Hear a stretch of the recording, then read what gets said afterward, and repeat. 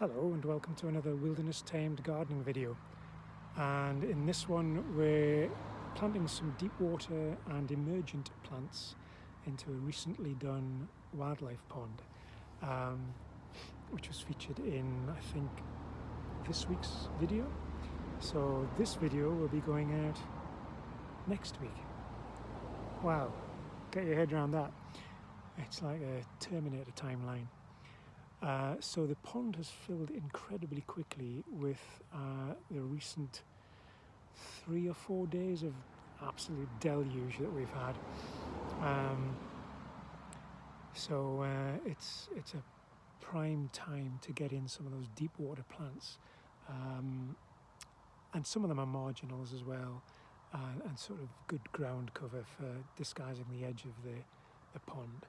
So we're putting in an Aponogeton, some Butomus umbellatus, the flowering rush, lesser spearwort, and Brookline, Veronica Beccabunga, which is the sort of the shallow water thing. Anyway, I'll get on with doing that. I'll give you a quick glance into the trug full of plants before I put them in. So here we are. So there's the Brookline, which has an excellent, easy to fold leaf for newts.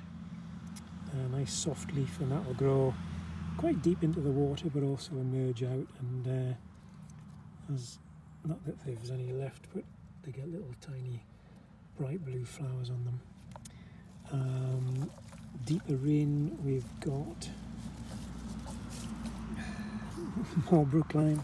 That's the Aponogeton, which is familiar to a lot of people as this attractive sort of white flower on the top, spear-shaped leaf. It's similar to the native broad-leaved pondweed, but isn't quite as rampant.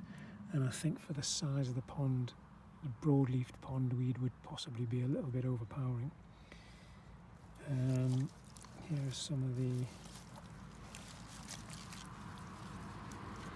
if I can get it out, it's a flowering rush, so there's plenty of growing points all the way up that. Shake that bit of, oh, that's a bit of spearwort. Similar leaf to the Aponogeton there. So yeah, that's a flowering rush, thick, good root system on it. Plenty of little growing points on there for next year, so there's 3 or 4 of those. I think there's a mint in here somewhere as well. Yeah, so I'm going to get these in and then show you them once they're in. And you can also see the grass and plants in the upturned turfs are starting to turn round and respond to the tropisms. So plants react to geotropisms, which is gravity, the ground, and that's what the roots are guided by. Phototropism, which is the light, and that's what the leaves and shoots head towards. I think there's hydrotropism, which is obviously water. That's the only ones I can think of at the minute. There are probably more. That could be a special video in itself. But again, looking around, you can see that the plants we put in the day the pond was completed are sort of establishing quite nicely.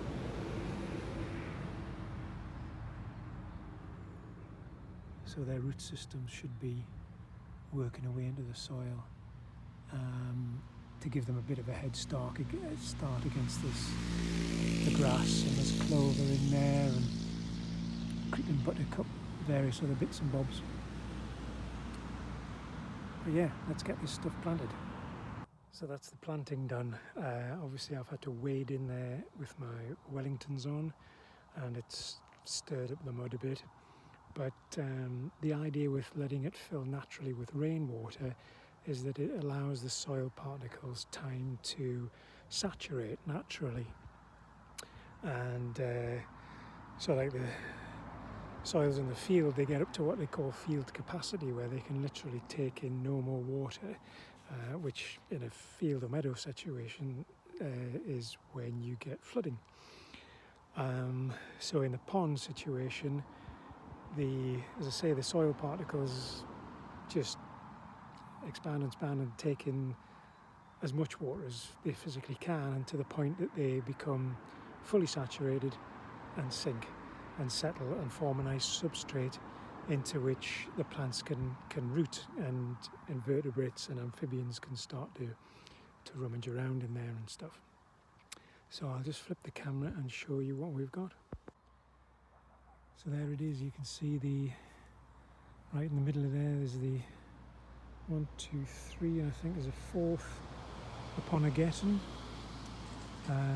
which is a deep water. You can plant it as deep as you like, similar to a lily, and it will send up stems, and once it reaches the surface the leaves will unfurl, and the same with the flowers, so that the leaves are always sitting flat on the water surface. There's a couple of bunches of oxygenating plants, hornwort and little starwort in there as well. Then all the way around the rim we've got brooklime, the veronica. There you can see the thick stumps of the flowering rush sticking out. I forgot about, I had some dropwort plugs which I've put in down here. There's a little fella there, one here and one over there. Feathery leaf, similar looking thing to a meadow sweet. And the spearworts at the back there as well. So yeah, all in all, good stuff. So I hope you've enjoyed that quick lesson in pond plant establishment. As was mentioned in the initial setting up of the pond video, it's a noisy old street this,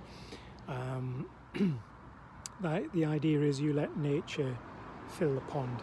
Don't use tap water.